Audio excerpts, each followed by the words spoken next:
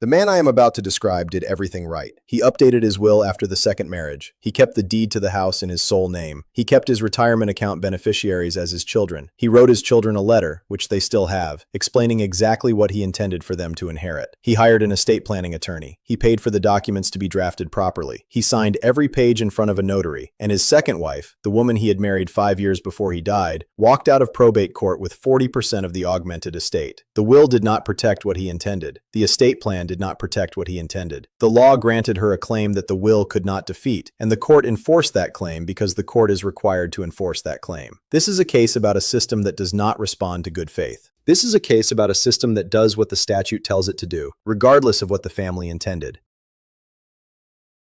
I am Richard Hall. I served 22 years on the bench, presiding over probate, guardianship, and estate cases at the trial court level. I retired at 57, which is younger than most judges retire, and I retired specifically because I could no longer reconcile what I was being asked to enforce with what I knew most families understood about the law. I saw adult children turn into strangers in my courtroom. I saw decades of savings disappear in a matter of weeks. I saw families that had done what they believed was the right thing receive an outcome they could not have predicted because the law of their state did not work the way they assumed it worked. I left the bench to speak about this in a way I could not while I was still issuing orders.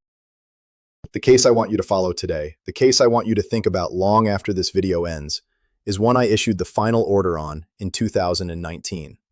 I will call the man at the center of it Daniel Bishop. Daniel was 75 years old at the time of his death.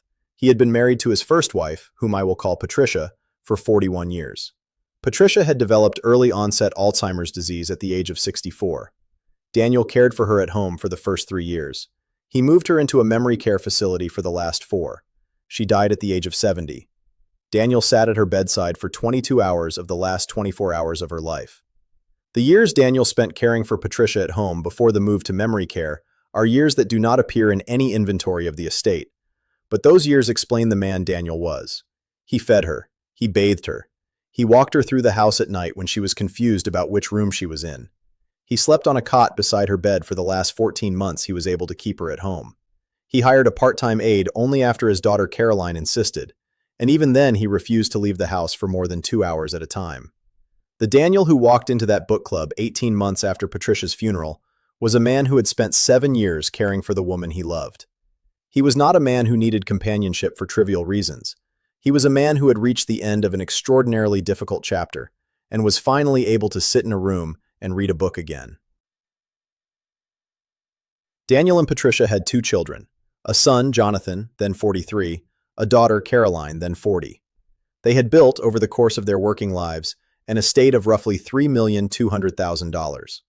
The largest single asset was the family home, valued at $580,000. The next largest was Daniel's retirement account with $1,100,000. There was a brokerage account with $740,000. There was a small commercial property, a 4-unit rental building, valued at $640,000. There was approximately $140,000 in personal property and savings. Daniel and Patricia had built this estate from very little. Patricia had worked as a public school librarian for 34 years. Daniel had been an industrial engineer at the same manufacturing company for 37 years. Neither of them had ever earned more than $90,000 in a single year. The estate they had built was the result of 41 years of patient discipline. 18 months after Patricia's death, Daniel attended a book club at the local library. He had been encouraged to attend by his daughter Caroline, who had been worried about her father's isolation. He met a woman at that book club. I will call her Helen. Helen was 64 years old. She was a retired pharmaceutical sales representative. Her own husband had died of pancreatic cancer 8 years earlier. She was articulate, well-read, and had the unusual quality of being able to listen to Daniel talk about Patricia without trying to redirect the conversation. They began meeting for coffee. The coffees became dinners. Within a year of meeting, they were dating publicly. 22 months after Patricia's death, they were married at the courthouse in a small ceremony attended by 16 people. Now I want to describe what Daniel did during the 5 years between the wedding and his death, because Daniel did everything that a thoughtful, responsible parent would do to protect his children's inheritance. 3 weeks after the wedding, Daniel met with the same estate planning attorney who had drafted his original will 20 years earlier. He executed a new will. The new will provided for Helen during her lifetime through a residuary trust funded with $1 million. The will named Jonathan and Caroline as the residuary beneficiaries of the remaining estate. The will included a provision allowing Helen to remain in the family home for up to 24 months after Daniel's death, after which the home would pass to the children. The attorney explained, and Daniel understood, that he could not exclude Helen entirely without her written consent. The attorney drafted the trust provision specifically to provide Helen with a comfortable lifetime income while preserving the principal of the estate for the children. Daniel signed the will in May of 2015. Daniel did not retitle the deed to the house. The house remained in his sole name. Daniel did not change the beneficiary on his retirement account. Jonathan and Caroline remained named as 50-50 primary beneficiaries. Daniel did not retitle the brokerage account. The account remained in his sole name with a transfer on death designation to the children. Daniel did not place the commercial property into joint ownership. The property remained in his sole name. 6 months after the wedding, Daniel wrote a letter to each of his children. The letter explained, in plain language, what he intended for them to inherit. The letter was 4 pages long. It described the trust provision for Helen. It described the lifetime income she would receive. It described the principal that would pass to them after her death. It described the timing of the house transfer. The children received the letters at Christmas of 2015. They have those letters today. Daniel did, in good faith, what every estate planning attorney I have ever known would have advised him to do. He did not, however, sign a prenuptial agreement. The attorney had recommended one. Daniel had declined. He had told the attorney, and he had told his children, that he believed the trust provision in the will would protect everyone's interests adequately. He believed that the will, properly drafted, would govern the disposition of his estate. He believed that the law would respect the structure he had created.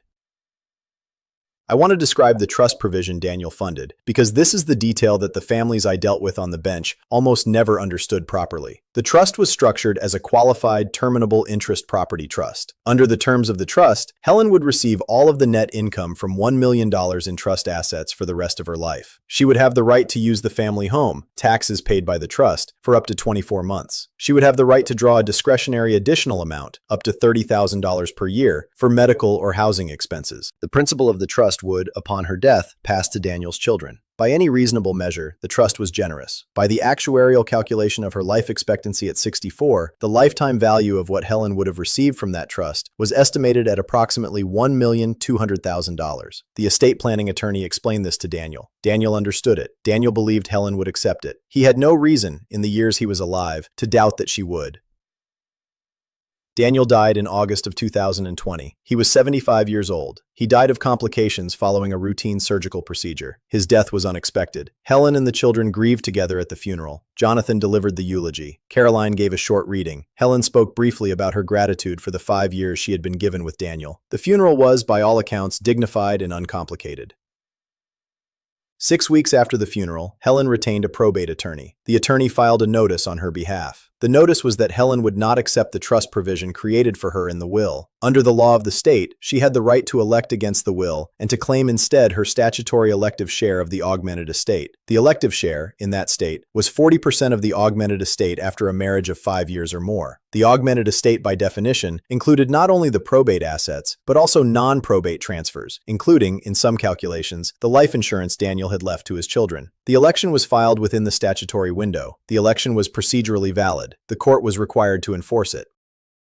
I want to describe what the filing of that notice felt like to the children, because this is a part of these cases that does not appear on any docket. Jonathan received the notice from the family attorney by email on a Thursday afternoon. He called Caroline immediately. Caroline was at work. She left the office and drove home. The two of them spent that evening on the phone with the attorney, trying to understand what the notice meant. The attorney explained the elective share. The attorney explained the augmented estate. The attorney explained the percentage. The conversation lasted nearly 2 hours. At the end of the conversation, Jonathan asked the attorney one question. He asked whether his father had known. The attorney, who had drafted the will, said that his father had known the elective share existed. His father had been told that the trust provision was generous, and that, in the attorney's professional experience, surviving spouses provided for in this manner generally accepted the trust rather than electing against it. His father had been told that the election was a possibility. He had not been told that the election was a probability. He had not been told that the election was, in some cases, the standard recommendation of probate attorneys retained by surviving spouses. He had not been told that the trust, however generous, was not a guarantee.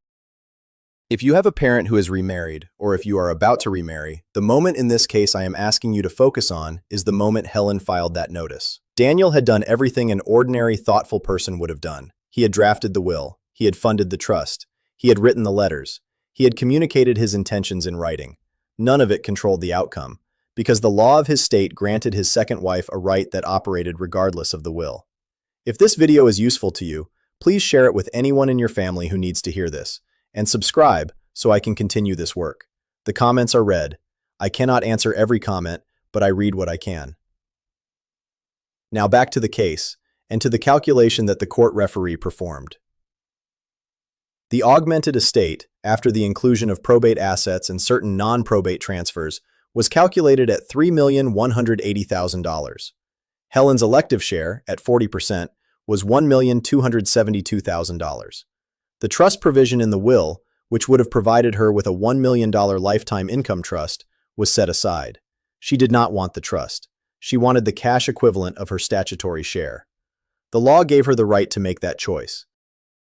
To satisfy the elective share, the court was required to order a distribution. The retirement account, with its named beneficiaries, was protected. The brokerage account, with its transfer on death designation, was partially protected. The commercial rental property and the family home became the assets from which the elective share would be paid. The commercial property was sold. The proceeds, less Helen's portion of the elective share, were distributed to the children. The family home was the more difficult question. The home had a fair market value of $580,000. The children, between them, did not have the cash to buy out Helen's interest. The home was sold to a third-party buyer in November of 2021. The proceeds were distributed according to the elective share order.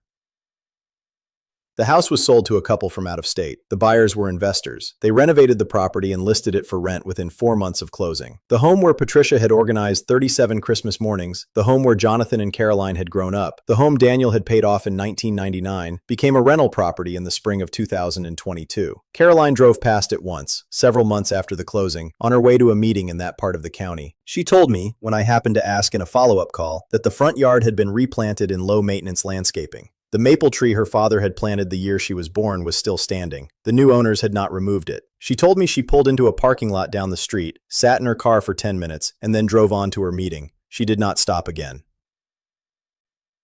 Caroline told me, in the corridor outside my courtroom on the day the final order was entered, that her father had said something to her at Patricia's funeral that had stayed with her for the next 10 years. He had told her that the worst thing about losing his wife was the silence. The silence was what had driven him to the book club. The silence was what had introduced him to Helen. The silence was, in a sense, the chain of events that ended with his children losing the home they had grown up in. Caroline told me she did not blame her father for finding companionship. She blamed the law for granting Helen a claim that her father, in his old age, had not been told existed in the form it existed. I want to be precise about what failed in this case, because I do not want anyone watching this to draw the wrong conclusion. Daniel did not fail. Daniel acted in good faith. The estate planning attorney did not fail. The attorney drafted a competent will and recommended a prenup that Daniel declined. Helen did not commit any wrongdoing. Helen exercised a right granted to her by statute. Helen did not need to prove undue influence. Helen did not need to prove fraud. Helen needed only to file a notice within the statutory window. The system worked exactly as the system was designed to work. The system was designed to protect surviving spouses. It was not designed to protect children of a first marriage. I'm going to give you the rules I wish Daniel Bishop had been given by someone he trusted before his second wedding. Rule 1. The will alone cannot protect the inheritance of children from a first marriage. The will is overridden by statute in every state I am aware of, in some form, when a marriage occurs after the will is executed. The marriage either partially revokes the will or grants the new spouse an elective share that the will cannot defeat, or both. If you have been told that updating your will after the second marriage is sufficient, you have been told something that is not legally accurate in most jurisdictions. Rule 2. The prenuptial agreement is the only document that can waive the elective share in advance of the marriage. The prenup must be drafted with independent counsel for both parties. The prenup must be signed sufficiently in advance of the wedding to avoid any claim of coercion. The prenup must include full disclosure of assets by both parties. A prenup that is rushed, signed without independent counsel, or perceived as grossly unfair to the new spouse is vulnerable to being set aside by the court. The prenup is not a one-page document signed at the rehearsal dinner. The prenup is a serious legal instrument that must be drafted with care, and it must be drafted before the marriage. Rule 3. The structure of asset titles and beneficiary designations must be reviewed in advance of the second marriage and again immediately after. The deed, the retirement account beneficiary forms, the life insurance beneficiaries, the brokerage account titles. Each one of these documents controls the disposition of an asset, and each one of these documents must be considered against the elective share that will exist after the marriage. In many states, the elective share calculation includes non-probate transfers. Adding your new spouse as a joint owner does not protect your children. It often increases the augmented estate, which increases the size of the elective share. Rule 4. Communicate your intentions to your children in writing, but understand that the letter you write does not control the outcome. The letter is a moral document. It tells your children what you intended. It does not create a legal obligation in their favor. The legal obligation is created by the prenup, by the trust structure, and by the title and beneficiary designations on each asset. The letter is for the family. The documents are for the law. Both are important. Only one of them is enforceable. I will tell you the last thing Daniel Bishop's son Jonathan said to me in a brief conversation in the courthouse parking lot after the order was entered. He told me that the worst part was not the money. The worst part was that his father had believed the system would protect the family. His father had believed that good faith was sufficient. His father had believed that doing the right things in the right order would produce the right outcome. None of that was true. The system did not respond to good faith. The system enforced the statute. The statute granted the elective share. The court did its job. The family did not have what they thought they had. I want to add a final observation, drawn from the 22 years I spent on the bench. The cases that disturb me most, in retrospect, are not the cases involving fraud. The cases involving fraud at least had a villain. The cases that disturb me most are the cases like the Bishop case, where every individual acted within the law, where every document was properly drafted, and where the outcome the family had counted on was nonetheless redirected by a single statutory right exercised within a 30-day filing window. There is no one to blame in the moral sense. The blame, if there is any, belongs to the gap between what the family understood the law to be and what the law actually was. That gap is what I am trying to close with this video. The gap is closable, but only before the marriage. After the marriage, the gap is permanent. If anyone you know is widowed and considering remarriage, send them this video. The conversation about the prenup is not a conversation about distrust. The conversation about the prenup is a conversation about what the law will do in the absence of a prenup. The law in the absence of a prenup will grant your new spouse a portion of your estate that the will cannot reduce. That is not a conspiracy. That is a default rule. The default rule is what governs in the absence of a contract that overrides it. This is former Judge Richard Hall. I left the bench to say what I am saying now. Thank you for listening to the end.